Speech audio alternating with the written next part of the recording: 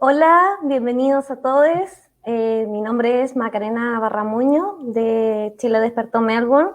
Estamos aquí haciendo una transmisión en directo desde Australia con Chile, ¿cierto?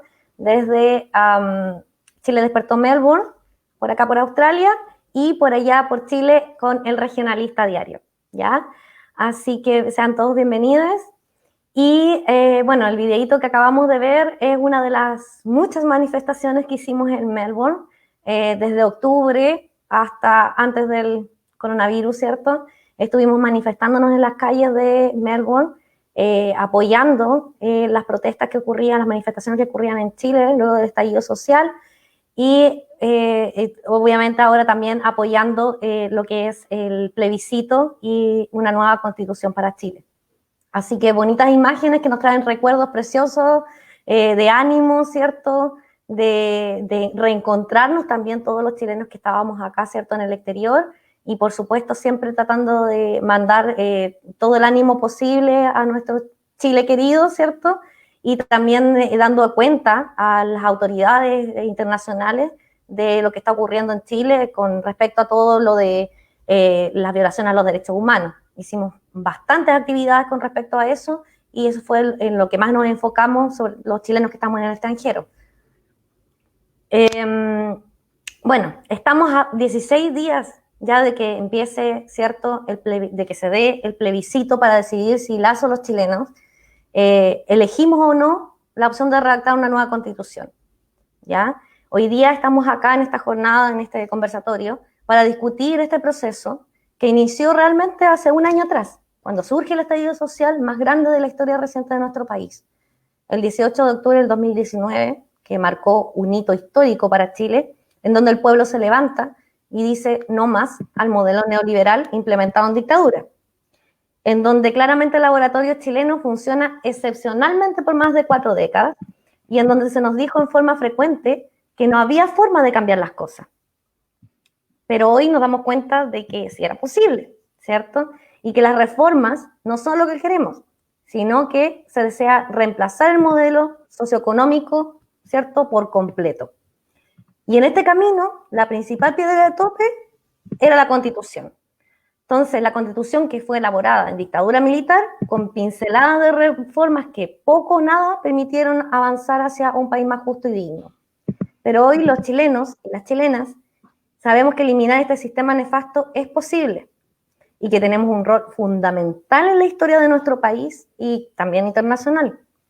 Vemos que estamos a un paso más cerca de conseguir esa anhelada dignidad que tanto gritamos, ¿cierto?, en las calles. Por ello, entonces este 25 de octubre vamos a aprobar por convención constitucional por un Chile digno, más inclusivo y a la altura de los cambios sociales a nivel internacional que se nos espera, ¿ya? Así que sin más preámbulos, le doy la bienvenida, una gran bienvenida a nuestros compañeros acá presentes. Bienvenida Javiera.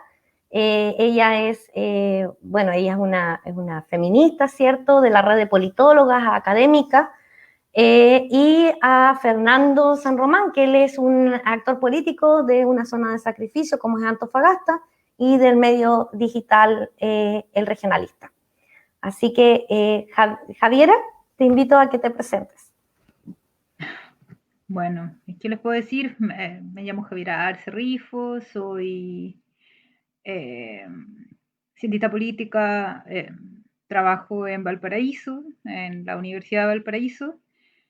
Vivo acá también, pero me voy en diciembre a Santiago. Empiezo un nuevo rumbo, ya camino a lo que debería haber empezado hace un rato. Soy feminista, formo parte de la red de politólogas. Y bueno, mis áreas de trabajo básicamente son partidos políticos, representación política e institucional feminismo. Son como las 3 áreas en las que más trabajo. Eso, y fui una de las autoras de la fórmula de paridad de género para la Convención Constitucional, que ahora nos va a permitir tener la primera convención paritaria del mundo. Si es que gana Excelente. la Convención Constitucional y el apruebo y todo eso. Así va a ser. Gracias, Javiera. Fernando. Bueno, saludar a Javiera también. Felicitaciones por todo el trabajo, ¿no? Por todo lo que haces. Siempre estoy ahí pendiente y se ven muchas cosas y sobre todo lo de la constitución paritaria, si es que gana la prueba y la convención constitucional, que también creo que va a ser así. Tremendo logro. Hay todo un esfuerzo detrás para plantear una fórmula y eso también se valora mucho. Bueno, mi nombre es Fernando San Román, soy director de regionalista.cl, un medio de comunicación comunitario, popular, digital de la región de Antofagasta, y hemos logrado un crecimiento muy importante a partir del estallido social o revuelta popular. Aumentamos 10 veces nuestros seguidores, nuestra audiencia, al calor de las movilizaciones, cubriendo las protestas en la calle hasta largas horas de la noche, denunciando la represión, las violaciones a los derechos humanos. Y también en lo personal siempre he tenido un trabajo bien activo en política, en comunicaciones y en el último tiempo también en temas de diversidad sexual. Es muy grato estar aquí, también un saludo fraterno a Macarena Barramuño, allá a la distancia, muy contento de estar participando también en este conversatorio. Muchas gracias. Nosotros estamos muy, muy, muy felices de tenerlos y por último poder verlos a través de una pantallita, ya que están tan lejos. Chiquillos, bueno, ustedes saben que ustedes han estado en la lucha ya, ¿cierto? Han estado en la lucha, Javiera a través del proceso constituyente, Fernando en las calles, ¿cierto? Cubriendo todo lo que está ocurriendo. Ustedes que han estado en todas estas luchas, ¿por qué dirían ustedes que es importante el apruebo? ¿Por qué tengo que aprobar? ¿Por qué cambiar la Constitución?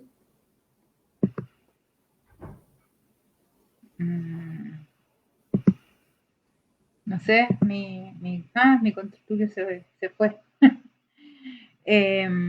A ver, yo creo que estamos viviendo un desgaste de las instituciones sociales y políticas y económicas que tenemos en Chile. O sea, yo creo que la democracia tal como nosotros la estamos observando no nos sirve, no nos acompaña y definitivamente estamos con un problema que ya es difícil de sostenerlo. De hecho, la gran parte del marco institucional que tiene eh,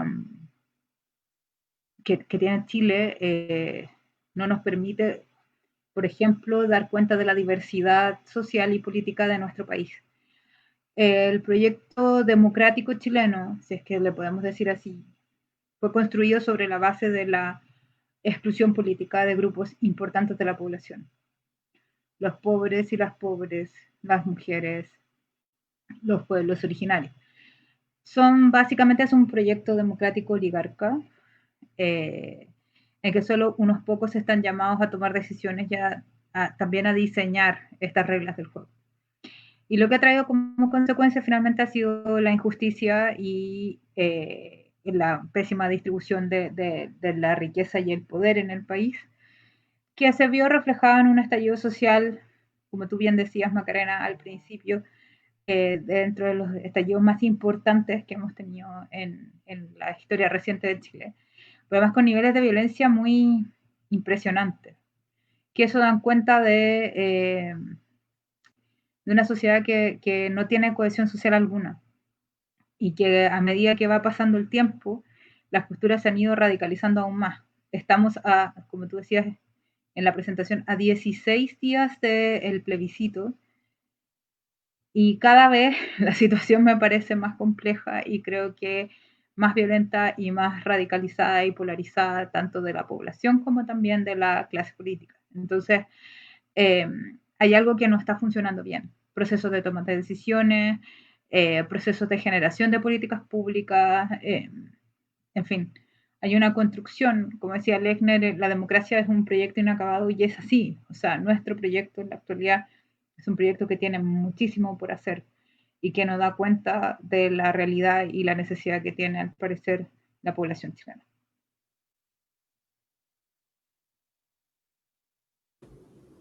Gracias, Javiera. Claro que sí. ¿Fernando? Sí, no sé si me escuchan bien porque ahí tuve un pequeño problema de conexión recién, pero no sé si ahora me escuchan. Sí, perfecto.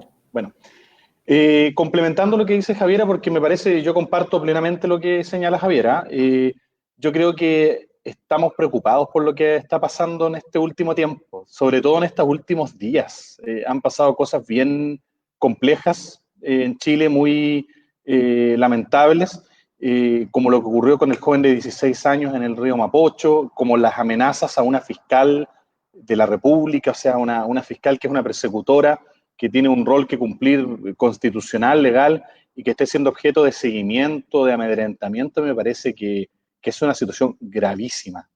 Y lo más grave es tener un gobierno que avala estas situaciones, que no condena con fuerza este tipo de hechos que son de verdad gravísimos. Uno a lo mejor ya está, como se dice vulgarmente, curado de espanto, como que estamos acostumbrados a ver tantas cosas terribles como estas, pero no podemos normalizar que ocurran estas cosas. Y esto es grave. Nosotros hace unos días íbamos a cubrir una marcha en Antofagasta y fuimos objeto de amedrentamiento. Se nos atravesaron unas motos, un capitán de carabineros nos hostigó, después nos siguieron. Cosas como esas están pasando todos los días. Y no puede ser que lo normalicemos y que no pase nada. Hay una impunidad total y eso es peligroso porque se está dando una señal de que parece que a través de las instituciones no logramos nada y por eso que también tanta bronca, tanta rabia e incluso tanta violencia, porque vemos que hay una total impunidad ante abusos, ante arbitrariedades y no pasa nada. Y esto es preocupante. Sin embargo, nosotros vemos como un espacio muy esperanzador lo que va a ocurrir con el plebiscito. Creemos que es una oportunidad histórica tremenda que no podemos desaprovechar. Se pueden formular críticas, se pueden tener reparos, pero hay que estar. El 25 de octubre hay que ir, hay que aprobar y hay que optar por la Convención Constitucional, porque es la primera vez que tenemos la oportunidad de decidir si queremos una nueva constitución democráticamente y de participar democráticamente en la redacción de esta constitución, con todas las críticas y las dudas que podamos tener respecto a los 2/3, a cómo están conformados los órganos, pero creo que es una oportunidad tremenda y por eso creo que tenemos que empujar con todo en la participación a pesar de la situación sanitaria compleja, tomando los resguardos hay que ir, no nos podemos restar de esta cita histórica y de verdad creo que es una oportunidad para que se puedan expresar distintas voces, la diversidad de Chile, la diversidad de territorios, de nuestros pueblos originarios, de distintas voces, de distintas luchas que históricamente se han dado. Esta es la oportunidad de ir y de decir que queremos una nueva constitución y que además la queremos escribir de manera democrática y de manera paritaria a través de la Convención Constitucional. Sí, muy cierto lo que ustedes dos señalan. Estamos en un momento bastante complejo. Hay muchos ataques, mucha violencia y la normalización de la violencia también a los que estamos en el extranjero también nos afecta, porque estamos viviendo doble vida. Estamos acá y allá y al mismo tiempo. Entonces tenemos que seguir nuestra vida normal, entre comillas, con pandemia y todo acá, los problemas que podamos tener los migrantes, ¿cierto?, en pandemia, que acá se da bastante, y más encima tenemos la carga emocional de lo que está ocurriendo en Chile y que vemos que este tipo de violencia acá jamás sería aceptado. Nada, ni la mitad de los niveles de violencia que ustedes están viviendo ya de forma cotidiana pudiesen ser aceptados. Entonces, la normalización de la violencia es un tema bastante fuerte que va a generar, yo creo, para largo, para todas estas generaciones que están viviendo todo esto. ¿Y por qué creen ustedes la diferencia entre la convención mixta y la convención constitucional? ¿Por qué hay que votar por la CC? ¿Por qué hay que votar por la constitucional y no por la mixta? Como sale ahora en los anuncios, ¿cierto? Mixta no. ¿Javiera?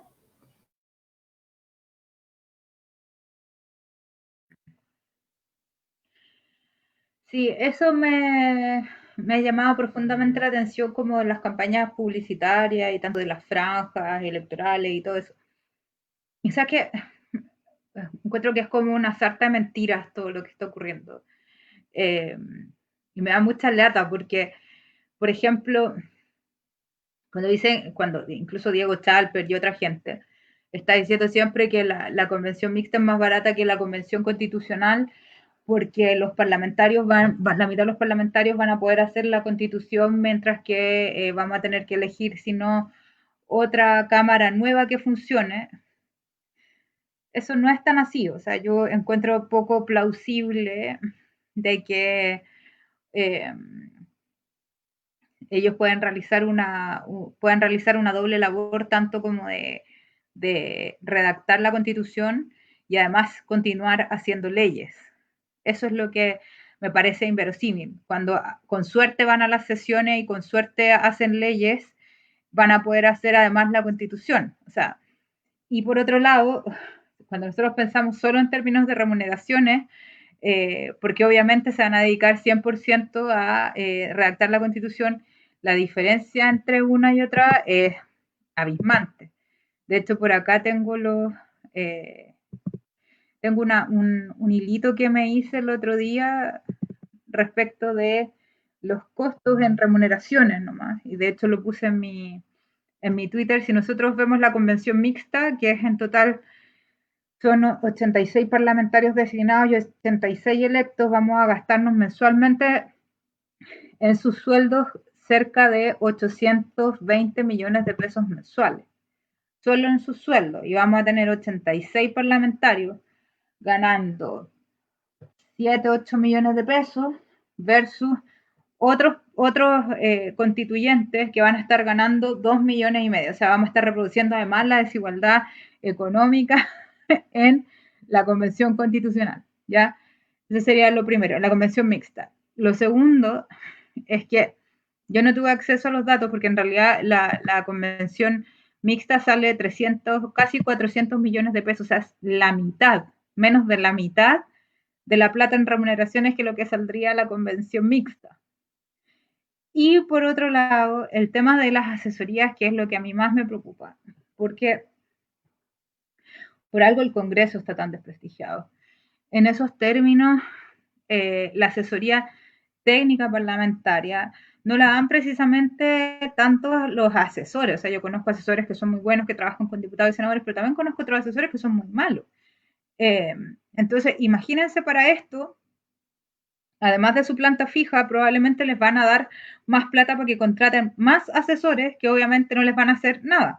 Entonces, a la labor parlamentaria, que tienen que estar 3 días en Valparaíso sesionando en el hemiciclo y estando presentes en el Congreso, súmenle la tarea de la convención mixta constitucional, y además de eso tienen que cumplir con semanas distritales. O sea, hay una semana que no van a trabajar. Eso es estúpido, o sea, me parece francamente una mentira, una falacia argumentativa, y eso no va a pasar. Y además no es paritaria, que es lo peor, porque requeriría 43 mujeres y tendríamos prácticamente que sacar a las 45 mujeres que tenemos en el Congreso para que se vayan a trabajar a la convención mixta. No, es francamente absurdo.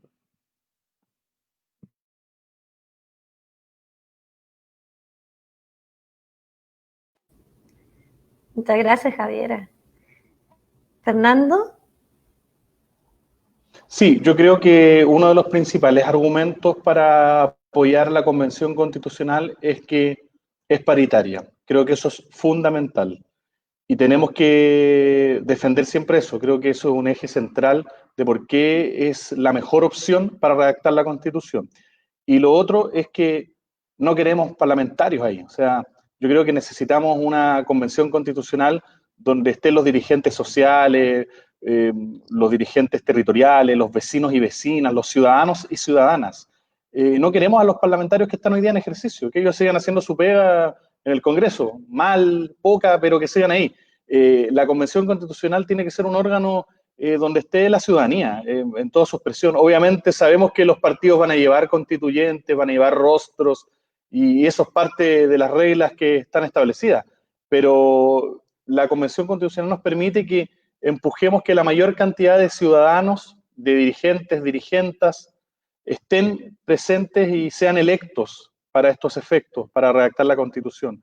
nos permite mayor participación y además nos asegura que sea una dedicación exclusiva a la redacción de la nueva Constitución. En cambio, si tenemos una mixta, va a haber parlamentarios que van a estar en el Congreso y en la mitad de su tiempo participando en la redacción de la Constitución.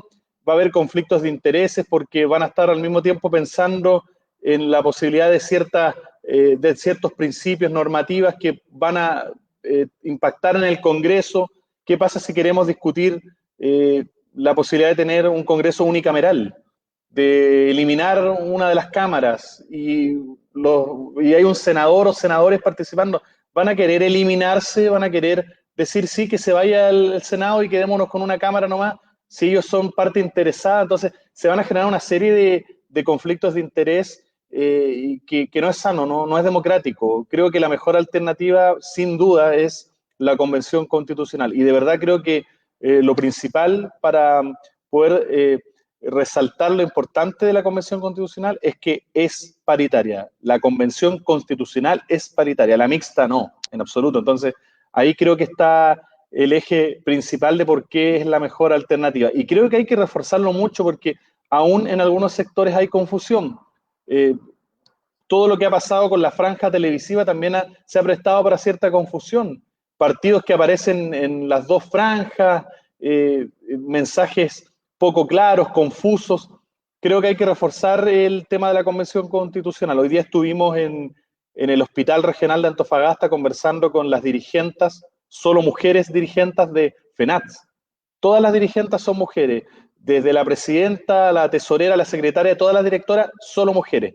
Estuvimos en un diálogo con ellas para regionalistas y ellas nos decían, hay que reforzar la Convención Constitucional. Estaban con volantes, nos pasaron volantes para que repartiéramos, súper comprometidas con empujar la Convención Constitucional y nos decían por qué es paritaria. Uno de los elementos más fuertes que planteaban las compañeras dirigentes de la FENAT acá en el Hospital Regional de Antofagasta. Exacto, muy claro, nos quedó muy claro. La Convención Constitucional es paritaria, promueve la equidad, ¿cierto? No habría desigualdad y claramente es como la mejor opción que tenemos en este momento, ¿cierto? La mixta, ahí Javiera planteó bien el tema de que la mixta han estado promocionando mucho los de rechazo, los de la derecha, han promocionado mucho que la mixta es más barata, pero ahí Javiera dio la cifra y demostró que era lo contrario. Así que a su argumento claramente se les cae a pedazos, por decirlo, ¿cierto? Chicos, bueno, ahí Javiera cuando comenzó la intervención hablaba de que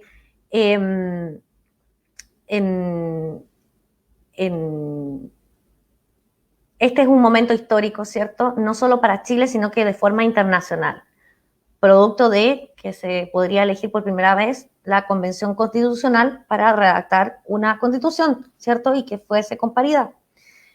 La pregunta es, ¿estamos a la altura los chilenos, tanto los que residen en el país como los que viven en el extranjero, de aceptar este desafío histórico para generar un nuevo tipo de sociedad? Javiera. Ahí sí. Es interesante esa pregunta y me la quedé pensando cuando la leí, pero es como bien portaliana cuando las personas dicen es que no estamos preparados para un cambio social, como diría Portales o los sectores conservadores. Entonces, si no estamos preparados, ¿cuándo? Esa es como la pregunta. No, es que la ciudadanía no está preparada para qué. O sea, yo creo que, claro, como decía siempre mi amiga Julieta Suárez, así como es como estar pensando que nosotros en Argentina hubiésemos hecho un cambio constitucional para el corralito. Y claro, donde Argentina se estaba cayendo a pedazos. Pero creo que no hay otra oportunidad para hacer este cambio institucional. Lamentablemente, como decía también mi contertulio acá, la radicalización está súper fuerte, está cada vez más imposible como los intercambios políticos, los intercambios de ideas, y eso es como lo complejo de la sociedad actual, pero si no es ahora, es cuándo, tampoco podemos esperar mucho más. O sea, se nos vino el COVID, se nos vino todo, pero la gente está enardecida y quiere ver cambios de parte del sistema político. Está tan frágil la democracia en Chile que yo creo que no hay que dilatar más esto.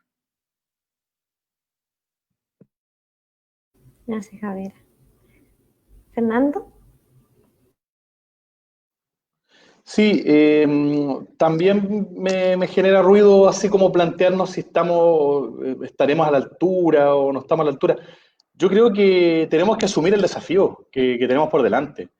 Y efectivamente no podemos esperar más. Este es el momento.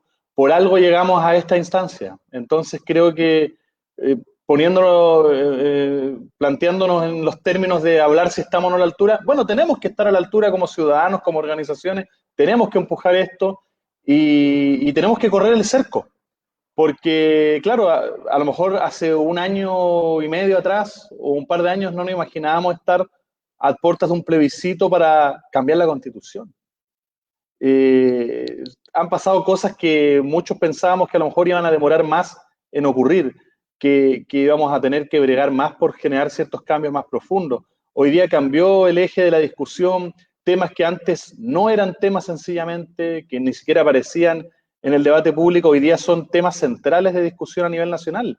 Entonces, este es el momento. Tenemos que empujar estos cambios, tenemos que todos poner de nuestra parte y también contribuir al clima de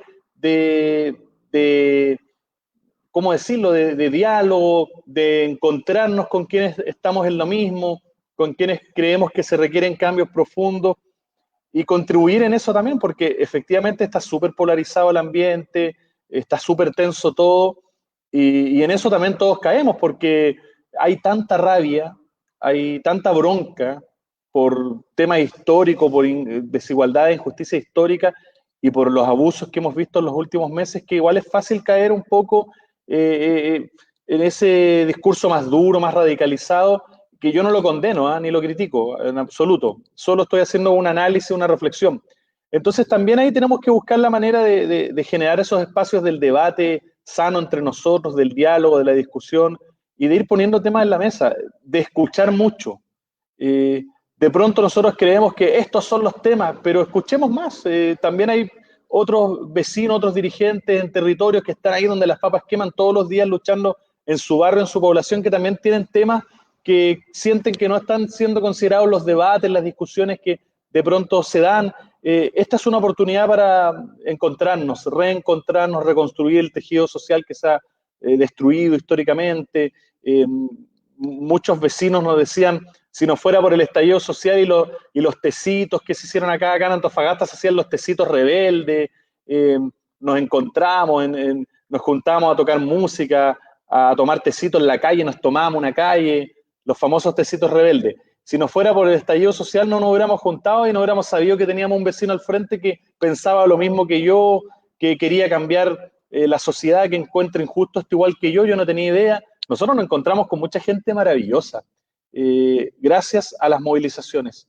Estamos construyendo proyectos políticos, proyectos comunicacionales, y la gran cantidad de personas que es parte de estos proyectos que estamos construyendo, de quienes nos estamos rodeando hoy, son personas, mujeres, la mayoría, hombres también, pero que conocimos al calor de las movilizaciones, al calor de los tecitos rebeldes, de las protestas en la plaza en Antofagasta, y eso es bien interesante, ¿no? Es una oportunidad y tenemos que empujar esto para adelante. Por algo están pasando estas cosas y tenemos que darle con todo.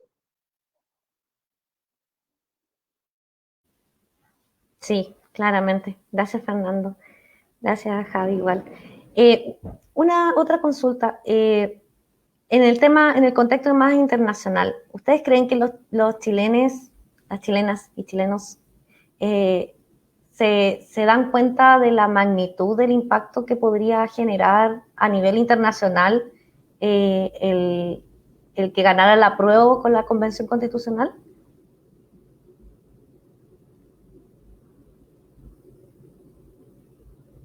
¿Javi? ¿Cómo? Perdón, que me acaba de suceder un problemilla pequeño. No, es que, entonces ando como me voy a desconcentrar. Tranqui, es que como tú comentabas, me llamó mucho la atención que tú comentabas de que la Convención Constitucional es paritaria y que eso no había ocurrido de forma internacional. En el mundo. En el mundo, claro. Entonces, ¿tú crees que los chilenos saben o entienden o manejan bien esta información como de saber la importancia que tiene este suceso como histórico? No hablo solo para Chile, sino que de forma internacional, que a lo mejor podría generar, no sé, me imagino yo, a lo mejor algunos otros cambios en otros países latinoamericanos.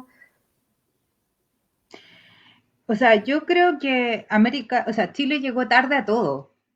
¿Para qué va a andar con cosas? O sea, el primer país del mundo en aplicar ley de cuotas por temas legales. O sea, ley de cuotas siempre se le ha llamado como a acciones afirmativas y todo eso, pero Argentina hizo una ley de cuotas, fue la primera del mundo el año 91. O sea, nosotros recién tuvimos nuestra ley de cuotas, nuestra primera ley de cuotas en el mundo, en Chile el 2015. O sea, estamos súper atrasados. Entonces yo creo que esta es como una deuda histórica que teníamos las mujeres chilenas también, de poder avanzar hacia cuestiones más fundamentales, o cómo repensar un cambio institucional sin mujeres. Eso para nosotros fue siempre un norte muy, muy particular. Entonces, claramente no podíamos hacerlo. Bueno, y dentro del equipo nuestro hay una argentina, entonces yo creo que eso también nos influyó bastante dentro del proceso, pero yo creo que en parte nos ayuda también como a salir un poco y avanzar. O sea, y ojalá que la gente entienda, pero yo creo que cada vez el asunto del género está siendo más popular, y más entendible.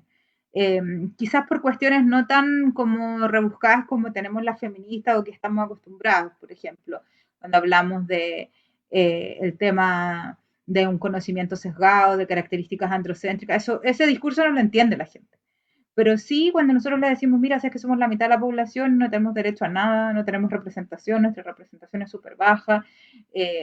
Además, los políticos, incluso la gente, está legislando cuestiones que a nosotras tampoco nos han atañido, y nuestras condiciones siguen estando súper malas en términos sociales. O sea, todavía, si bien tenemos acceso a la educación, podemos ganar buen sueldo, etcétera, etcétera, tenemos problemas gravísimos de nuestra integridad personal. O sea, no tenemos ni siquiera asegurado nuestro derecho a la vida propiamente tal, y a nuestra integridad, porque en cualquier momento incluso quien amamos en una relación puede matarnos. Entonces, y contra eso el Estado no hace nada. El Estado tiene políticas súper débiles. Las compañeras del CERNAMEC, incluyendo las compañeras de derecha, han tenido que hacer trabajo con los 2 pesos que les da el Estado para poder cubrir este tipo de cuestiones. Nunca han sido las políticas de protección hacia las mujeres como algo fundamental dentro de la sociedad. Y esta baja representación se denota en todos los ámbitos de la sociedad, en términos de estructuras políticas, estructuras económicas. Entonces yo creo que la gente sí entiende lo que significa el hecho de tener mujeres. De hecho, además, hay otra cosa que no dije al principio, pero incluso los escaños reservados que se están discutiendo en este preciso momento en el Congreso para pueblos originarios, son escaños que también van a ir en paridad. En el caso de la convención mixta, de ganar son 25 escaños, y en el caso de la convención constitucional, son 23. Y de esos 23 van todos en paridad. Ningún sexo puede superar en uno al otro. O sea, esto ya es como casi una decisión país. No sé si me explico. Entonces, yo creo que la gente sí entiende el tema de la paridad, y sí entiende la necesidad de hacerlo. Las mujeres estamos en una situación como de conciencia. Se ha generado una conciencia feminista, una conciencia de las mujeres, y eso se ha visto también en las marchas que hemos tenido los últimos 2 años, del 8 de marzo, donde es posible ir a marchar con nuestras madres. El tema de las tesis caló súper profundo. Me acuerdo que hubo esta cosa que se hizo como de las tesis senior. No sé si se acuerdan que hubo en el Estadio Nacional, que se juntaron como las mujeres como sub 40 y fueron a bailar y a hacer la performance del Violador eres tú, y eran puras señoras, y claro, y hasta mi mamá, la abuelita, andaban todas con el tema como súper inculcado y decían, sí, pues el violador son todos y no sé qué, y esto también impulsó, pucha, un montón de historias, un montón de miserias que las mujeres han guardado durante mucho tiempo. Eh, entonces yo creo que esto no es una nimiedad, no es una cuestión que es como, el feminismo es súper inentendible para la gente de la Pobla. Yo creo que las mujeres de la Pobla la tienen mucho más clara que incluso las académicas universitarias, que además yo conozco varias que son súper maltratadoras como jefas, que son pésimas, súper déspotas, pero andan de feministas por el mundo. O sea, y conozco varios casos de mujeres que han dejado a sus trabajadoras, también compañeras supuestamente, en el psiquiatra, las han maltratado hasta casi, no sé, dejarlas hechas un pedazo, versus las compañeras que están en los territorios y que tienen vías de escape en el caso de que los maridos les peguen. Tienen todo un discurso además respecto de la escasa autonomía económica que tenemos las mujeres también frente a la dominación patriarcal. Entonces yo creo que acá hay cuestiones que son más fáciles de entender del feminismo de las que nosotros pensamos. Que, y que el feminismo yo creo que llegó ya ahora para sentarse y para quedarse en la cabeza de nosotros. Eso. Maravilloso. Muchas gracias, Javi. Fernando, ¿qué opinas tú? ¿Tú crees que los chilenos logran entender la importancia, cierto, de que si se decide por la Convención Constitucional va a ser el primer país del mundo que va a tomar este tema de paridad? Mira, entendiendo y estando de acuerdo con que efectivamente estamos súper atrasados y Chile llega muy tarde en muchos temas, sí creo que hay muchos ojos puestos sobre Chile respecto a este punto, que seríamos el primer país que una nueva constitución se escribe con paridad, si es que gana la opción convención constitucional, y creo que hay como harta expectativa mundial de distintos sectores por ver cómo resulta este ejercicio cuando se lleva a la práctica, cuando se comienza a redactar esta constitución, si es que gana la convención constitucional. Y también creo que poco a poco, más rápido de lo que todos pudiéramos haber esperado en un momento, a veces parecía difícil que se dieran cambios culturales tan profundos y tan rápido, pero se fue dando gracias al trabajo de las compañeras feministas, de las organizaciones, de darle con el tema, de estar ahí, del compromiso, de la perseverancia.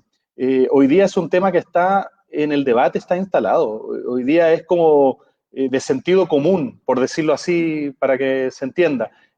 Hablar de paridad, hablar de derechos de las mujeres, es un tema que ya no es algo así como, oye, pero ¿qué está hablando? Como que un tema así como medio lejano, ajeno, como se podía ver hace incluso 2 o 3 años aún. Esto ha ido avanzando rápido como una bola de nieve y eso es muy potente, interesante, esperanzador.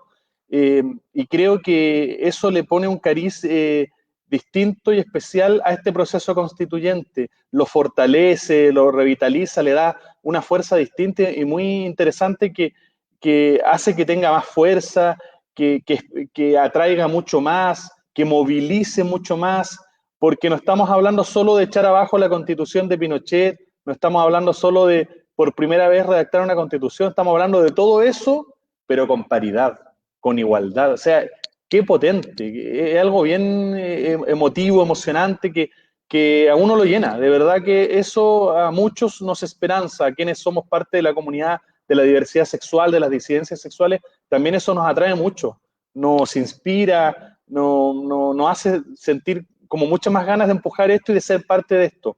Yo creo que eso le está pasando a muchos y a muchas. Nos está pasando a muchos y nos inspira a apoyar con todo, a empujar con todo y sobre todo a fortalecer que tiene que ser convención constitucional. Exacto, exacto. Muchas gracias, Fernando. Voy a contarles a propósito, entre comillas, acá en Melbourne se conformó una agrupación político-feminista, se llama Latinx Feminist en Melbourne, y claramente ha marcado por así decirlo, como un hito, ¿cierto? O marcado una presencia dentro de lo que es el feminismo acá en Melbourne, o el feminismo australiano, por así decirlo. Así que claramente el feminismo latinoamericano en este momento es como el boom del momento, y que es la oportunidad, ¿cierto?, de aprovechar eso y de dar a conocer el tipo de feminismo del cual nosotras nos hacemos parte, ¿cierto?, y poder contarle a las demás compañeras en otras partes del planeta, ¿cierto?, cómo se lleva a cabo las acciones feministas en Latinoamérica, que les llaman muchísimo la atención que nosotros salgamos a manifestarnos con ruido, con canciones, con música, quedan así como, están bailando, están cantando las performances, así como que quedan, escuchan las letras, las cantamos en inglés, había gente, muchas mujeres muy emocionadas, incluso teníamos gente cuando hacíamos la performance frente a nosotras llorando de emoción. O sea, esas situaciones son realmente muy impactantes y que claramente han generado todo un tema a nivel internacional. Así que las tesis, el movimiento feminista chileno ha marcado un hito histórico dentro del feminismo a nivel internacional. Y eso ya hoy en día es totalmente notorio. Y chicos, ¿qué significa para ustedes? Bueno, hemos hablado mucho, ¿cierto?, del término de dignidad, hasta que la dignidad se haga costumbre, ¿cierto? Es uno de los lemas que salió dentro del estallido social. Pero ¿qué significa para ustedes la dignidad que da lugar, que empieza con el estallido social y que da lugar a todo este proceso? ¿Y cómo esta nueva constitución podría asegurar esta dignidad por la que se ha luchado, por la que se ha planteado, ¿cierto? ¿Cómo esta constitución podría asegurarla para las próximas generaciones de chilenos? Bueno, aquí sí que entran a operar cuestiones ideológicas y políticas. Yo creo que la constitución, en las constituciones, representan lo que en algún momento en la época del siglo de las luces, más o menos, en Europa se llamaron como estos contratos sociales que hacía en teoría como que firmamos nosotros como sociedad para vivir en un estado en el cual se nos proteja la vida y la propiedad. Eso es un poco como lo que representan las constituciones. Sin embargo, hay que tener en consideración que en efecto la constitución actual no nos protege la vida, de hecho, por el contrario, tenemos policías, particularmente la policía y la carabineros, que es incapaz de proteger nuestra vida y por ende también ha sido incapaz de, o sea, y este Estado en general tampoco ha protegido nuestra vida en todo sentido de la palabra. O sea, de hecho tenemos más de 16.000 personas que han muerto por COVID, que no fueron atendidas como se debía en los hospitales. Lo mismo a propósito de las policías, las mismas mujeres no tenemos acceso a la justicia, nos exponen. Los mismos carabineros no tienen ninguna capacidad de entender las problemáticas de la violencia que sufrimos las mujeres. Pero hay otra cuestión que tiene que ver con el bienestar social, que es un poco lo que yo podría traducir como en términos muy concretos respecto de cómo es una sociedad medianamente solidaria y la cual nos mantenga una vida digna. Eso yo creo que se trata este bienestar. La pandemia lo que nos demuestra a nivel latinoamericano, en particular en Chile, es que en efecto tenemos una crisis del bienestar. Nuestras sociedades no son de bienestar. No solamente tenemos problemas de acceso a la salud, sino que también tenemos problemas de que nuestra vida, nuestros modos de vida, que dependen de un salario, al momento de una pandemia que va a generar como consecuencia una recesión económica importante, vamos a perder nuestro trabajo y con esto nuestro bienestar. Es por ello que en Chile se han generado ollas comunes a lo largo de todo el país, porque la gente ni siquiera tenía para comer. Y eso demuestra nuevamente que Chile nunca fue desarrollado, nunca estuvo en vías de desarrollo. O quizás siempre fue como la joven promesa, pero ya ni siquiera es tan joven ni tampoco tan promesa. Entonces, yo creo que en parte el país ha demostrado que no tiene un modelo que le permita sostenerse a sí mismo en esto. Bueno, y esa dignidad es a la que yo me refiero. El hecho de que tú tengas acceso a una educación gratuita, de calidad, laica, que tengas acceso a la salud. Eso es súper importante, que una billetera no determine la calidad de la prestación médica que vas a recibir.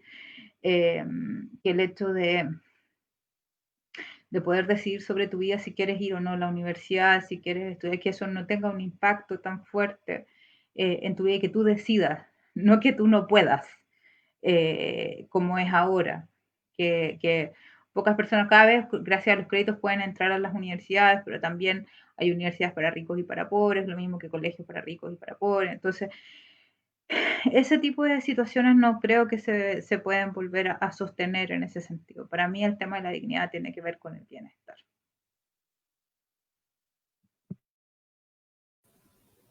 Muchas gracias, Javiera. Fernando.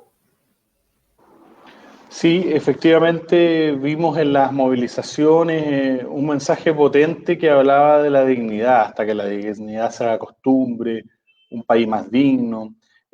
Fue un concepto muy utilizado y que se sigue utilizando mucho en las movilizaciones y que ha cobrado fuerza nuevamente con la crisis sanitaria y la crisis económica. Recién Javier hablaba de las ollas comunes.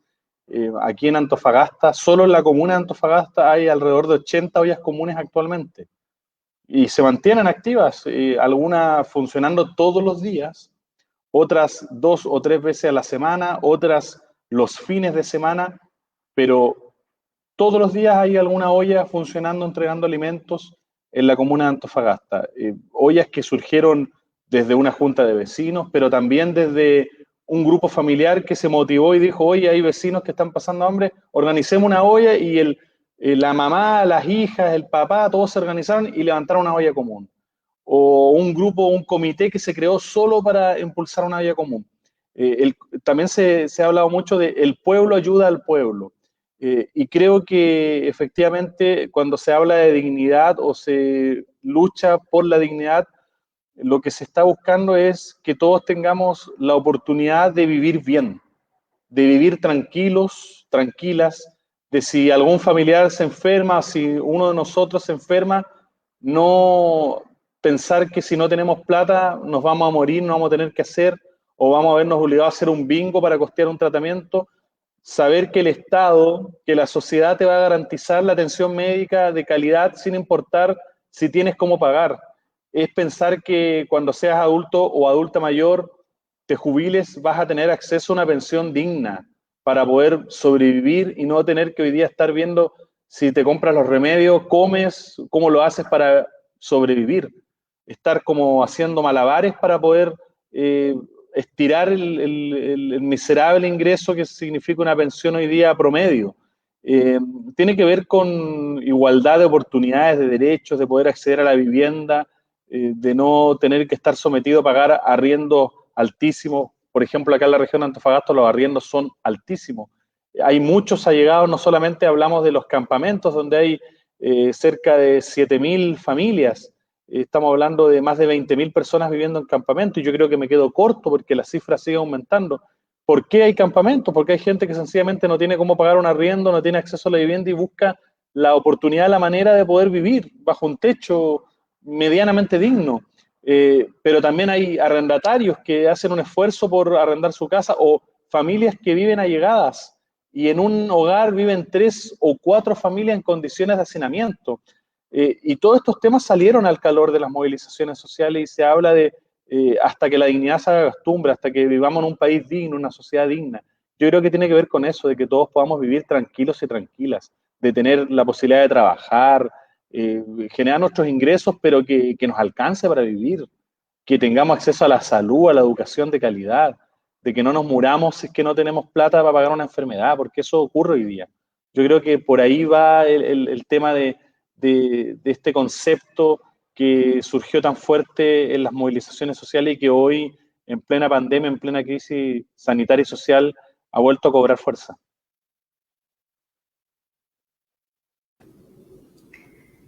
Gracias, Fernando. Mira, contarte que desde las distintas campañas y trabajos que estamos haciendo con chilenos y chilenas, la red feminista de chilenas migrantes, por ejemplo, que se están haciendo en el extranjero, es justamente enfocado en eso, de que hacemos la similitud, o más que nada la diferencia, de los derechos fundamentales que están garantizados en los países en los cuales estamos residiendo en este momento, versus los derechos que no están garantizados en Chile. Y la verdad que son impresionantes, son muchísimos.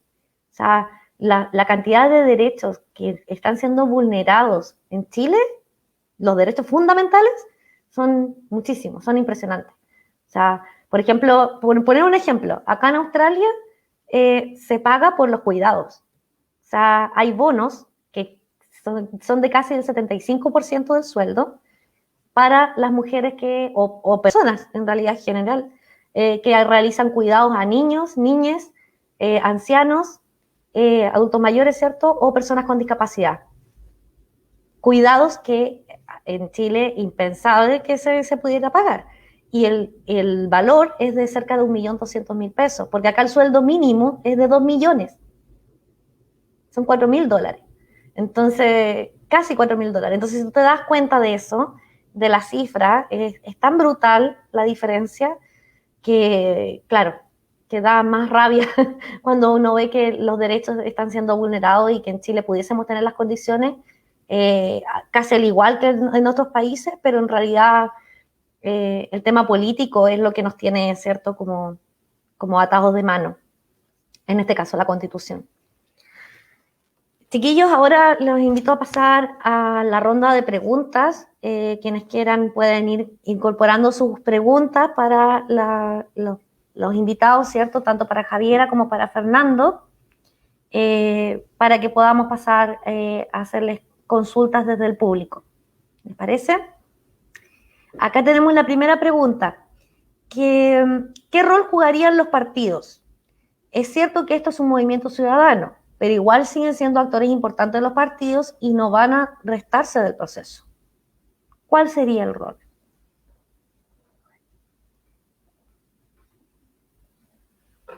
¿Quién quiere contestarle a Pablo?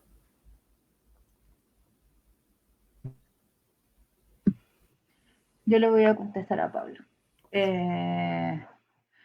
A ver, yo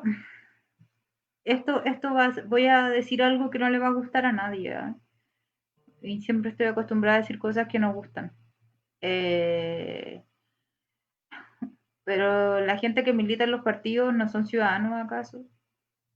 La gente que trabaja en los partidos no es ciudadanía también. Yo entiendo que sean cochinos, hediondos, feos, lo que quieran, que los partidos están súper desprestigiados, lo tengo súper claro. Pero lamentablemente necesitamos cauces institucionales para esto también, porque nosotros vamos a diseñar, una constitución va a diseñar instituciones y necesitamos personas que también sepan de esto con una mezcla con ciudadanía y con las bases mismas de la población. O sea, de hecho, si no hubiese sido por el movimiento social, claramente esto no hubiese pasado. Pero también si no hubiese sido por los partidos que de hecho agarraron a la derecha, a la UDI en particular, y la llevaron a firmar un acuerdo que ya han dicho de todo, que el acuerdo cochino, no sé qué, pero o sea, yo nunca pensé que iba a haber a la UDI firmando un acuerdo para terminar con la constitución de Jaime Guzmán y Pinochet. O sea, si eso tampoco, no hay que restarle mérito a lo que hicieron, o sea, y todos dicen, no, es que la cocina no era la cocina, era el ex Congreso, por favor, estaba toda la prensa, estaba todo el mundo.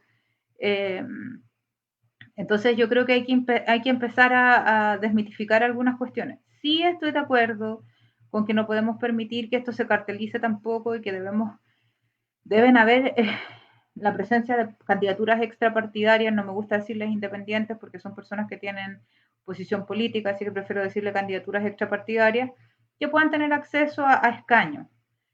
pero también me van a permitir dudar de esa independencia. Acá todos tenemos posición política y estos independientes tampoco es que vengan a redimirnos y a salvarnos de todo.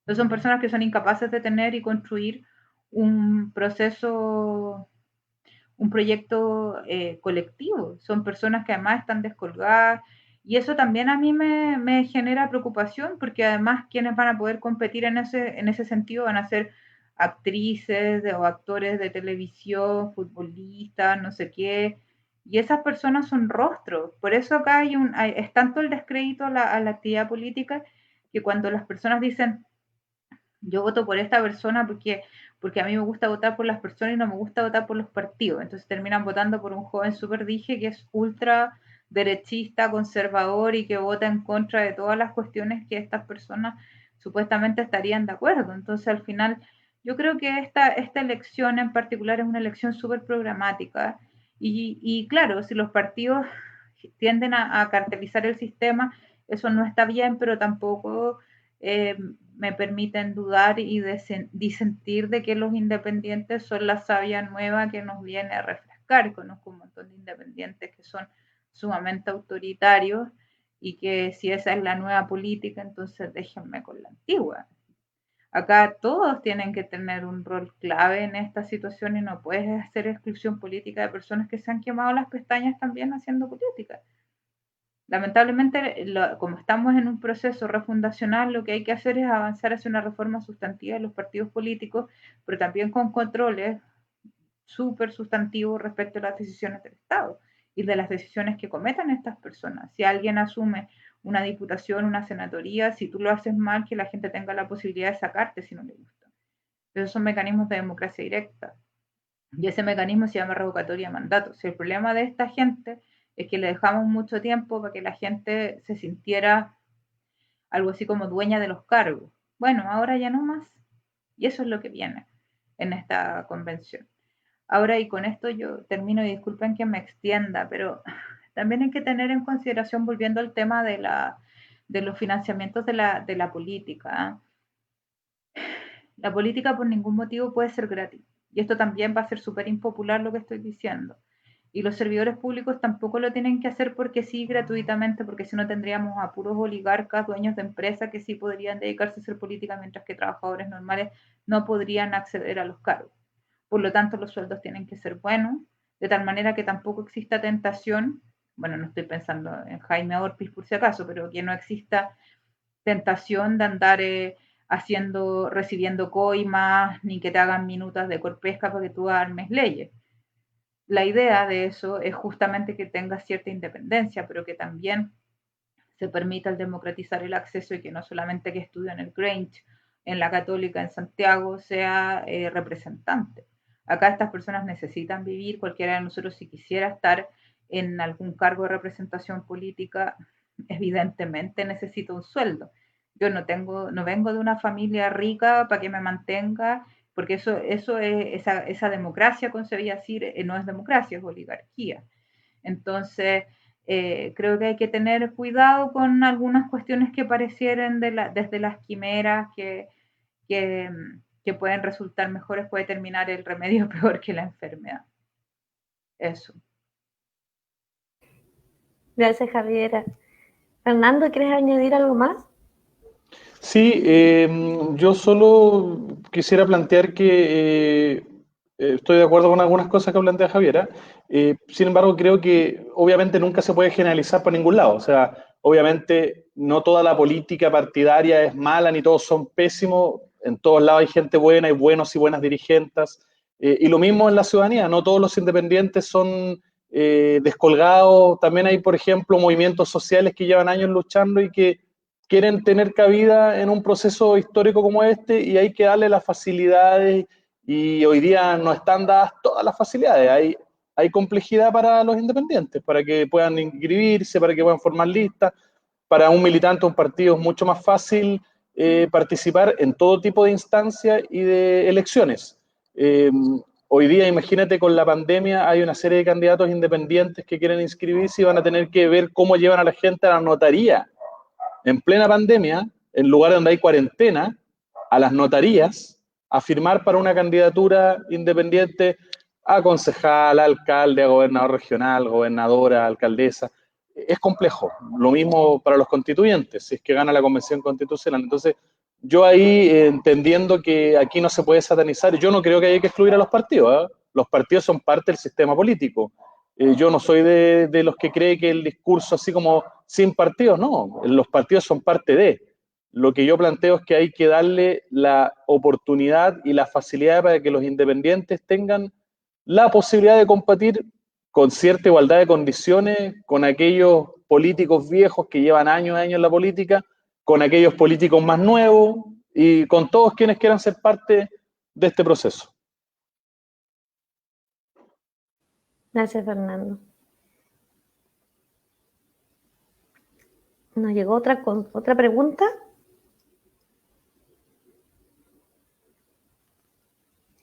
¿Cómo aseguramos una democracia más directa y solidaria, aprovechando la renovada energía e interés para la participación política de la población?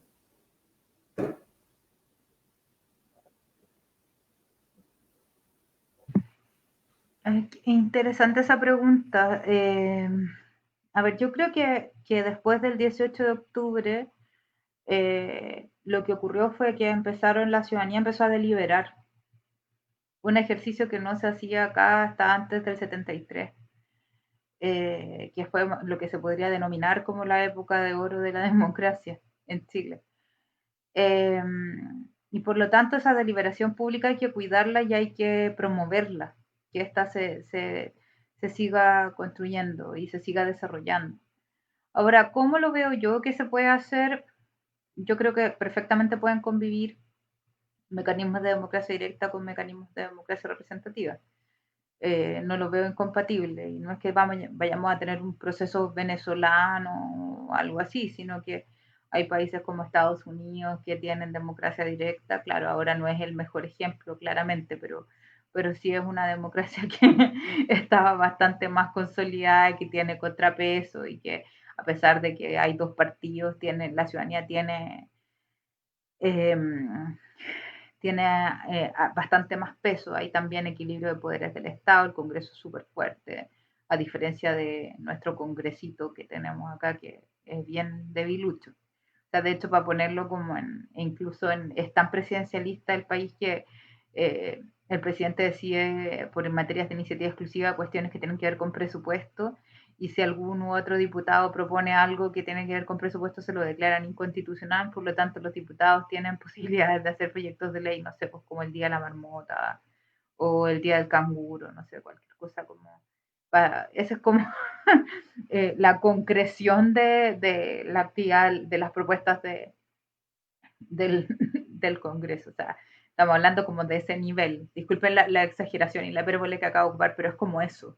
Entonces, claramente hay un desequilibrio bien importante, y eso también se observa en la población.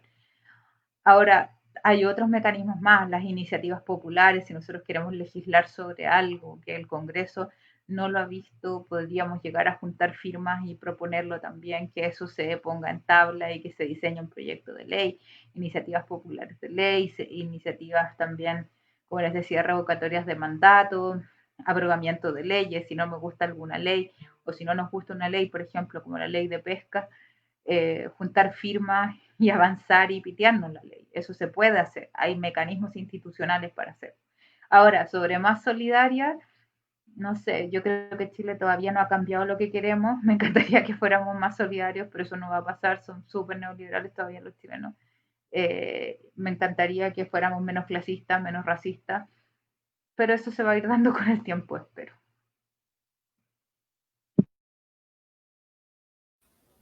Gracias, Javiera. ¿Fernando? Sí, sobre este punto yo creo que hay que partir de pronto por lo local, lo territorial. Por ejemplo, los municipios, y eso depende de la voluntad de los municipios, también de los consejos municipales, de los vecinos de cada territorio. Por ejemplo, los presupuestos participativos. Hay algunas experiencias muy puntuales en algunos municipios interesantes donde se destina un porcentaje del presupuesto municipal a iniciativas de interés local, de desarrollo, y los vecinos por territorio van decidiendo qué proyecto priorizan, en qué invierten esos recursos para su barrio, y se genera una instancia de presupuestos participativos, digo, muy importante. Incluso la ley orgánica de municipalidades actualmente otorga algunas facultades a los municipios para, por ejemplo, los plebiscitos comunales, para presupuestos, modificación al plano regulador comunal, y le da esa facultad también a los ciudadanos de convocarlo, juntando una cantidad de firmas, haciendo la solicitud si se cumple con una cantidad de firmas y es un tema de interés municipal y de facultad municipal, se puede convocar un plebiscito. Se ha hecho en algunas comunas de Chile. Entonces hay algunas experiencias interesantes que hoy sin cambio constitucional están ahí y que se pueden empujar. Sin embargo, creo importante que la discusión de la nueva constitución en lo que viene se pueda plantear este punto y asegurar instancias de deliberación, de resolución ciudadana, local, territorial, para darle más poder a la gente, a las organizaciones. Y coincido con Javier en que se pueden combinar distintos aspectos de una democracia representativa con otros de una democracia más participativa, más directa, pero creo que es una oportunidad, y tal como se planteaba en la pregunta, es una ventana abierta, una oportunidad de aprovechar también ese ímpetu, porque también hay momentos donde uno decía, yo me acuerdo hace un par de años, uno decía, oye, nadie participa, se hacían reuniones para debatir y discutir temas y no llegaba gente, llegaban los mismos y las mismas de siempre, y en cambio ahora hay un ímpetu, unas ganas de participar, un clamor por tener más espacios de participación y decisión, y es una oportunidad que tenemos que tomar y tenemos que buscar instancias para canalizar esas ganas, ese ímpetu, ese espíritu que hay hoy día en la sociedad chilena, con harta fuerza después del estallido social. Claro que sí. De hecho, comentarte que ahora estando desde el extranjero, me percato del débil rol que tiene el Estado chileno y que le tira toda la pega a las organizaciones comunitarias. A cambio de nada. O sea, las organizaciones comunitarias trabajan gratis para apoyar en las cosas a las que no llega el Estado, ¿cierto? Y eso, por ejemplo, acá no ocurre. Pues acá el Estado llega a todo y las organizaciones comunitarias tienen otro rol. No es de llegar a las cosas que el Estado no puede hacer. Entonces, acá el rol es totalmente distinto. Acá sí es un rol más participativo de las organizaciones dentro de las resoluciones. De hecho, para entrar cosas al Congreso, tú lo haces a través, como decía Javiera, a través de peticiones. Tú redactas una petición al Congreso y la envías, y si tienes la firma suficiente, se conversa, se debate internamente y se decide si es que se va a llevar a trabajar en un proyecto de ley a raíz de que la ciudadanía lo está pidiendo. Y así también eliminan las leyes. Entonces, así funciona. Así funciona acá y así, no sé, pues, debiese funcionar también en Chile, ¿o no? ¿Tenemos alguna otra consulta? ¿Creen que la reestructuración del Estado que se iniciará con la nueva Constitución podría llevar a que se reconozca como multinacional y realmente inclusivo de la diversidad, género, país de origen, raza, capacidades físicas y cognitivas? Como con una mirada más interseccional, me parece, ¿no? Sí, eso es lo que está planteando. Yo creo que mi contertulio podría contestar esto. Tiene pinta, tiene fe. Sí, es que yo creo que en general, sin necesariamente entrar en un punto más específico, la reestructuración del Estado o esta oportunidad de redactar una nueva constitución es una oportunidad para que un montón de temas que no están en la constitución, que no están garantizados hoy día, podamos ponerlo en la mesa y podamos garantizarlo. Y creo que en esto, y yo hablo desde la diversidad sexual, desde las disidencias sexuales, que es un tema que igual en los últimos años recién comenzó a ser de verdad un tema que costó mucho tiempo y que aún hay mucho por avanzar. Que podamos asegurar que podamos plantearlo en la Constitución. La inclusión es un concepto bien amplio, pero creo que hoy hay una oportunidad histórica, por eso que también creo que hay que estar en los debates, que yo espero y me imagino que si se se vota y se opta por la Convención Constitucional, muchos activistas, de la disidencia sexual quieran ser parte de esto, queramos ser parte de estas discusiones, estos debates, no solamente como constituyentes necesariamente, sino que también en nuestros propios territorios, organizaciones de base, dando estos debates. Yo recuerdo que para el estallido social acá en Antofagasta se hizo un cabildo por la diversidad sexual y llegó mucha gente y no se había podido lograr eso antes. Muchas veces se hacían llamados a reuniones y no llegaba nadie, y se hizo un cabildo y en la pérgola de la Avenida Brasil, que ahora se llama Pérgola Feminista, fue rebautizada por las compañeras. En la pérgola de Avenida Brasil, perdón, Pérgola Feminista de Antofagasta, se hizo ese cabildo y llegaron, no sé, 30, 40 personas, y eso a nosotros nos sorprendió. Estábamos ahí con la coordinadora de organizaciones por la diversidad sexual y se dieron debates muy interesantes que no se habían dado en Antofagasta antes, que nunca se habían planteado. No había existido un espacio para debatir esos temas. Y ahora se viene una oportunidad tremenda con este proceso constituyente. Tenemos que tenemos que poner esos temas en la mesa, asegurar derechos, una inclusión real, porque hoy día se habla matrimonio igualitario. Ya, genial, sí, pero hoy día nos están matando por nuestra orientación sexual, están siendo golpeados compañeros, compañeres, aún hay discriminación, aún hay persecución. Entonces, sí, queremos tener matrimonio igualitario, pero queremos que no nos maten y nos discriminen, y después podemos ir avanzando en otros temas. Así que me parece muy relevante, e insisto, el proceso constituyente en general es una oportunidad para plantear muchos temas que hoy día no están garantizados en la Constitución, que recién hace un par de años comenzaron a hacer debate y a estar en la palestra. Sí, yo coincido, Qué bueno. coincido con lo que dices, porque claramente es la oportunidad de poder reconocernos en esta diversidad como país. Siempre se tendió a pensar que Chile es un país muy homogéneo, y como dice Fernando, eso no es así. O sea, las cuestiones que están ocurriendo además son muy, o sea, la transfobia, la homofobia, todo lo que tiene que ver con el tema de las diversidades no ha sido reconocida lo suficientemente. Ya esta es una oportunidad para hacerlo, lo mismo con los pueblos originarios, y lo mismo también como la diversidad de clases. Yo creo que eso nos hemos asumido todos como una gran clase media, cuando en realidad este país tiene como gente muy rica y los demás sobrevivimos. O sea, tampoco es que seamos todos ricachones ni nada por el estilo. La mayoría de la gente conseguía ciertos niveles de bienestar a punta de endeudamiento para comprar comida. No era cualquier endeudamiento. Entonces, y ahora quedó más develado, como les decía al principio, con el tema de la pandemia, el tema de las ollas comunes, de que parece que el acceso a comer en Chile es súper caro.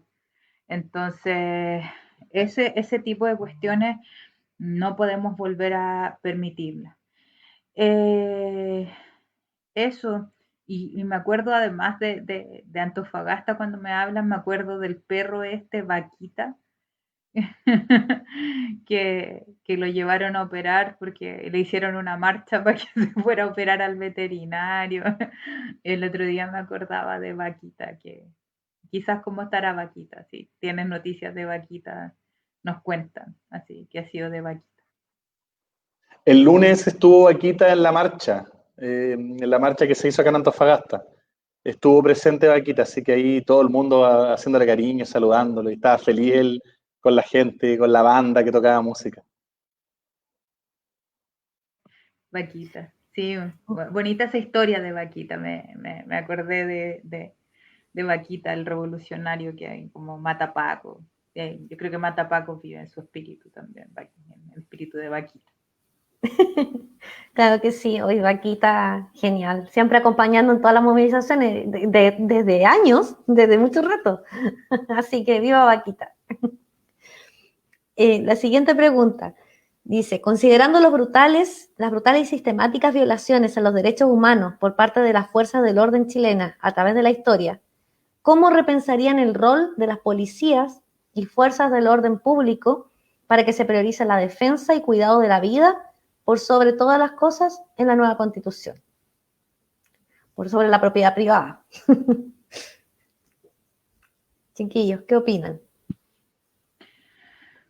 Yo creo que hay que fundar o refundar una policía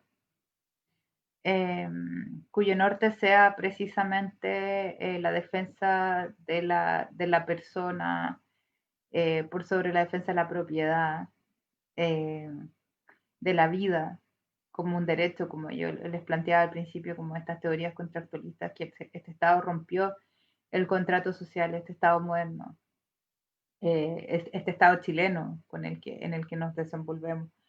Me parece súper complejo el momento en el que estamos, pero creo que también es fundamental comenzar a repensar la necesidad de generar otra policía, con una formación distinta, menos corrupción y con un valor también sustantivo hacia los derechos humanos, derechos humanos de toda la población. Entonces, a mí me parece que esta policía en particular, estos carabineros, o sea, lamentablemente son un proyecto fracasado, no deben existir. Y lo ocurrido esta semana entre Anthony, que fue lanzado al puente del Mapocho con una imagen horrorosa que nos quedó pegada en la cabeza, y, y además las amenazas que ha recibido la fiscal Chong por parte de la misma policía que se supone que debería protegerla y protegernos, es porque nuestro Estado de Derecho además está fallando y no está funcionando. Me preocupa mucho, me preocupa nuestra democracia y me preocupa que no tengamos una policía que tenga la posibilidad de hacer el ejercicio de la fuerza. El Estado tiene esa posibilidad de hacerlo, pero un ejercicio que no sea vulnerando nuestros derechos.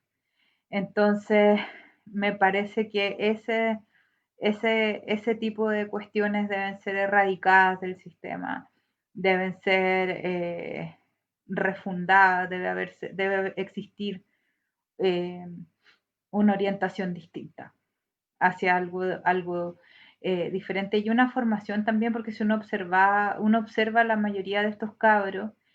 Hoy día leía un desesperanzador artículo sobre un joven que se había suicidado a los 26 años, había estudiado en la Escuela Oficiales de Carabineros. Un artículo muy, muy interesante en el de Clinic sobre este chiquillo en particular. Se suicidó en febrero después de haber sufrido no solamente vulneraciones dentro de la institución, sino que también por el ataque de los manifestantes que con justa razón los tratan muy mal, le dicen que son violadores, etcétera, etcétera, etcétera, respecto como de toda la tirria que nos provoca Carabineros de Chile. O sea, para mí Carabineros de Chile es una institución asquerosa. Entonces, eh, lo que, lo que le pasó a este joven es que él sufrió la violencia y fue víctima de la propia violencia institucional, que no tiene ni siquiera la capacidad de entregarle a sus propios funcionarios un respaldo, tratamientos. El tipo estaba con una depresión espantosa después de un estrés postraumático, una piedra que le llegó en la cabeza el 18 de octubre. O sea, este tipo pudo haber muerto.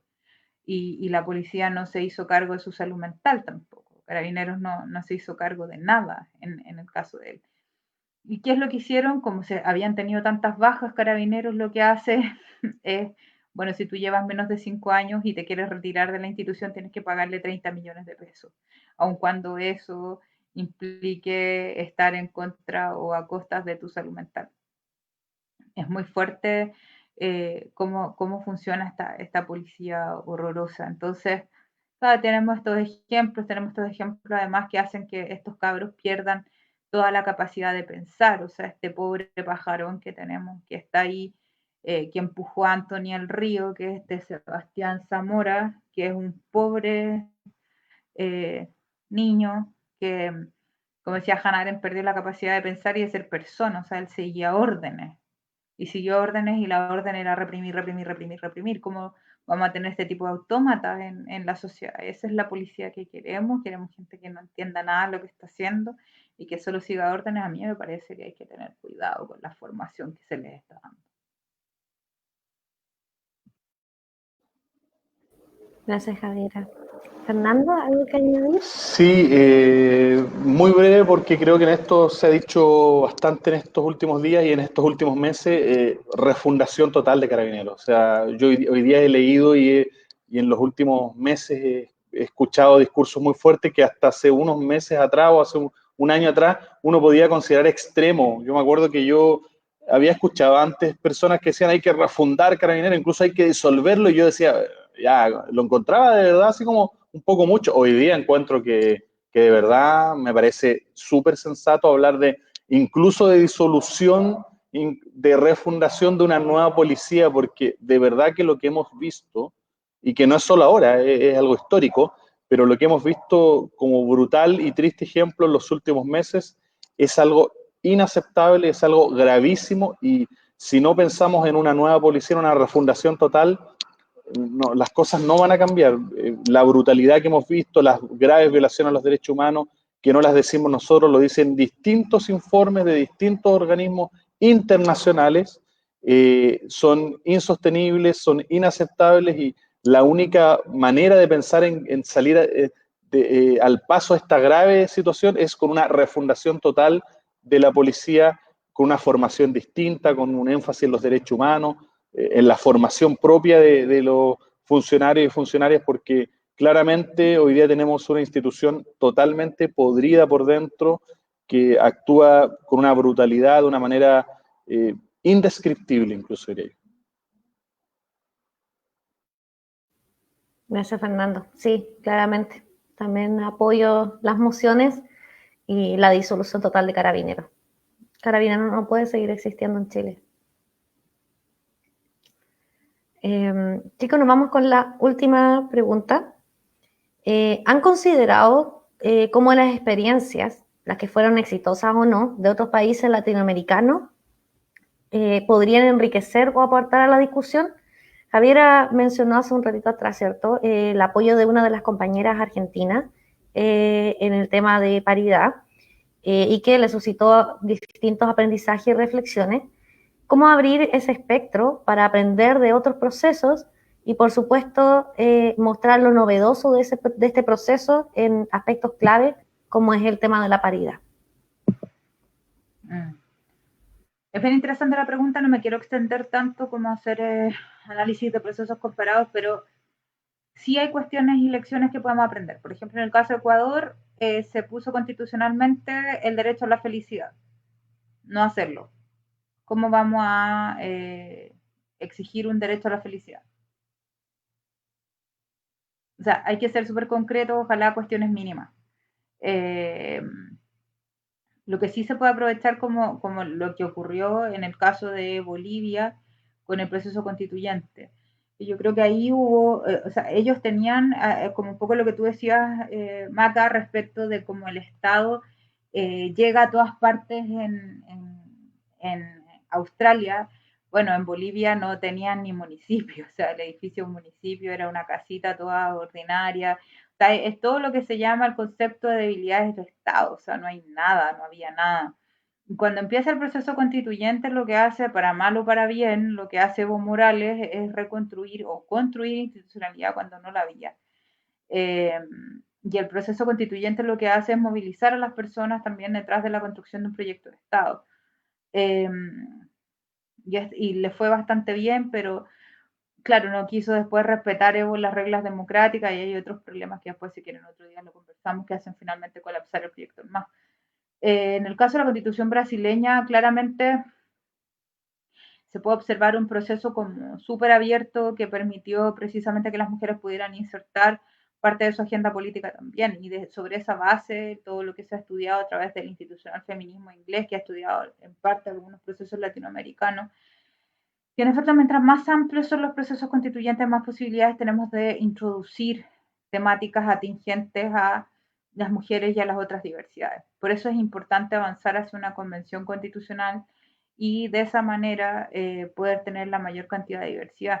Y eso hay que mirar todo con harta detención, lo que ocurrió en nuestros países, tomar el pulso, ver también bien lo que está pasando. O sea, Brasil, de pasar a ser una democracia que iba caminando medianamente bien, miren cómo tenemos ahora. Lo mismo les decía, como para la risa, el tema de Estados Unidos, con un presidente horroroso como es Donald Trump, o en el caso de Reino Unido, con estos bad boy Brexit y toda esta gente que ha hecho pedazos tanto la política como la economía inglesa. Entonces, yo creo que acá hay que tomar en consideración algunas cuestiones de estos ejemplos que tienen algunos países, tomar lo que nos sirva, pero también no porque eso funcione bien en una parte va a funcionar bien para nosotros. Entonces también hay que tener como algo así como bien claro las características políticas y sociales e institucionales que tenemos como sociedad, quizás las culturas políticas. Eso. Muchas gracias, Javiera. Fernando, ¿quieres añadir algo más? Sí, brevemente, creo que siempre hay que mirar experiencias, eso es bueno, para ir viendo ejemplos, cosas que tenemos que tener cuidado, cosas positivas que resultaron en otros países, pero lo mismo, tenemos que construir nuestro propio proceso, esto es una oportunidad para nosotros y tenemos que construirla con nuestra realidad, con nuestra cultura, con nuestra idiosincrasia, con nuestros sueños, con nuestras utopías, tiene que ser un proceso auténticamente nuestro. Sin embargo, hay elementos interesantes que uno puede siempre ir mirando. Hay un documento que estuve revisando hace un tiempo del PNUD, el Programa de Naciones Unidas para el Desarrollo, que hace como un comparativo, experiencia comparada de cómo fueron los cambios constitucionales en otros países. Hay experiencia interesante en Latinoamérica, también en otras partes del mundo. Siempre es bueno repasarlo, pero este es un proceso nuestro y tenemos que hacerlo auténticamente desde nuestros territorios y nuestras realidades.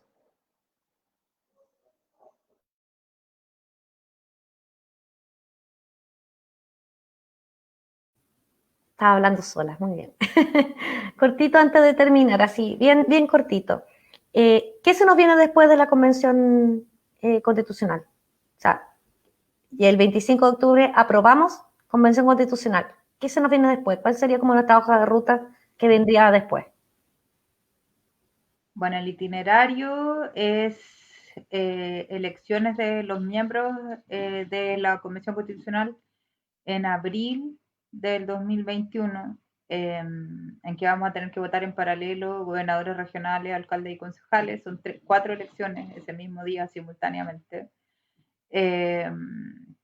Así es que a memorizarse bien los nombres de las personas que tenemos que vamos, por las cuales vamos a ir a votar.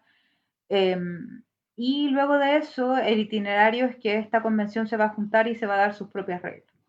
Es muy importante la pregunta que tú hiciste, porque acá es donde vamos a tener que ir mirando de qué manera estas personas se dan sus propias reglas de funcionamiento. Y aquí es crucial ver de qué manera nosotros podemos generar mixtura entre mecanismos de representación y participación. Y cada uno de nosotros y nosotras cuando tengamos que votar o escoger candidatos o nos encontremos con candidaturas a la Convención Constitucional, hay que preguntarles de qué manera se va a incluir a la ciudadanía en durante este proceso. Que puede ser generar una plataforma electrónica donde las personas puedan ir subiendo sus conclusiones dentro del mismo proceso, ya sea a través de grupos autoconvocados, como eran estos encuentros de locales autoconvocados que en algún momento existieron durante el gobierno de Bachelet cuando se estaban recogiendo las ideas para un posible proyecto constitucional, que claro, se puede tomar como base también de ejemplo, que resultó en algunos casos bastante bien para la gente que participó de estos procesos. En un segundo orden, que las personas puedan también ellas mismas organizarse en sus gobiernos locales y poder, ya a nivel local, y poder ir subiendo esa información y que ésta sea procesada por algunos equipos para poder ponerla a disposición de las y los constituyentes. Lo segundo, pensar en ciertas sesiones que se hagan de las comisiones en los territorios, ir a sesionar a las regiones, tener audiencias públicas, que ojalá todas las sesiones, tanto de las comisiones como de la misma sesión misma plenaria sean grabadas sean transmitidas vía streaming para que todos y todas podamos estar mirando con mucha atención y tomándole el pulso a la discusión, quizá a lo mejor ver la posibilidad de generar plebiscitos intermedios en cada vez que existan disensos.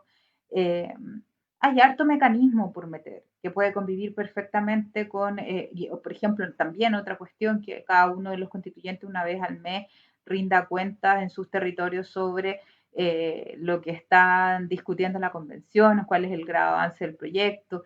Todas esas cuestiones se pueden hacer, falta un poco de imaginación, falta un poco de, yo creo, de voluntad política también, pero yo creo que es súper importante empezar a exigirles también a quienes vayan de candidatos y candidatas a la convención constitucional que sean capaces de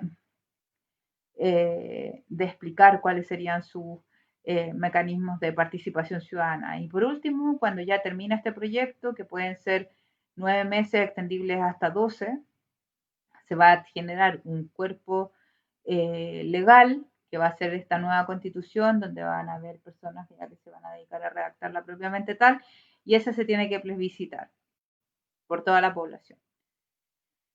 Dentro de la misma convención está el tema de los 2/3. Acá yo quiero ser súper clara, las elecciones se ganan con votos y para esta cuestión hay que ser estratégicos, y lamentablemente el espectáculo horrorosamente ordinario que vimos entre el Frente Amplio y la exconcertación la semana pasada no va precisamente en la sintonía que se requiere de la generación de grandes mayorías. Yo sé que los partidos, y ahí hay gente que está vinculada a un montón de cuestiones, pero ya de nuevo a Char, por ejemplo, esta semana le explotó en la cara lo que está ocurriendo en Valparaíso con el tema de las platas de las subvenciones escolares preferenciales y todos los problemas que tiene con Contraloría, además de acusaciones de supuesto trabajo infantil en una comuna, en la única alcaldía que tiene el Frente Amplio, donde específicamente parece que la transparencia y el purismo tampoco está funcionando de la manera que ellos decían. Hay cuestiones claves de que yo no voy a entrar ahí en esa materia, pero cuestiones que pasan con las subvenciones escolares preferenciales que tampoco es para poner el grito en el cielo, pero claramente esto, o sea, Char no cumpliría con lo que pide el Frente Amplio para transformarse en candidato o para pactar con alguien. Entonces yo creo que ahí hay que tener o ser un poco más estratégicos, no poner reglas que después ni siquiera nosotros vamos a alcanzar a cumplir. Y conseguir las mayorías. O sea, si la derecha saca más de 2/3, claramente van a ponerse en contra del derecho humano de acceso al agua, el tema de los recursos naturales. Hay todas estas cuestiones que son claves que necesitamos mayoría.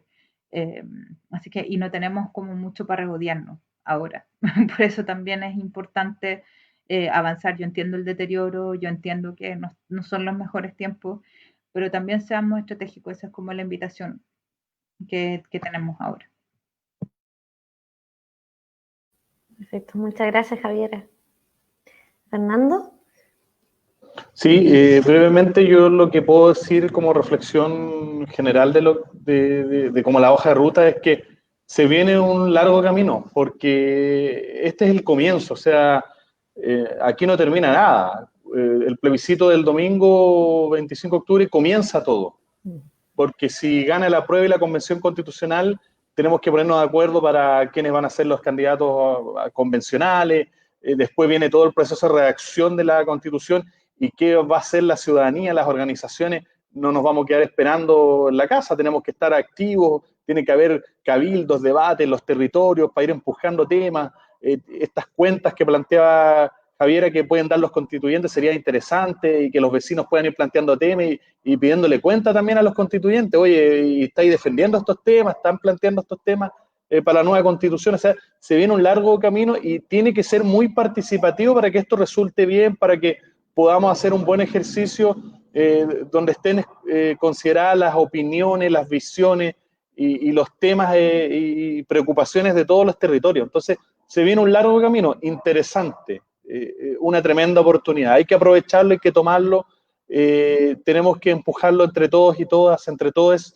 No desaprovechemos esta oportunidad. Y sí, hay que ser estratégico, tenemos que lograr impedir que la derecha tenga ese poder de veto que siempre ha tenido, y para eso hay que pensar estratégicamente. Estoy de acuerdo en eso. Ahora es cuando la izquierda tiene que unirse. Ahora es cuando.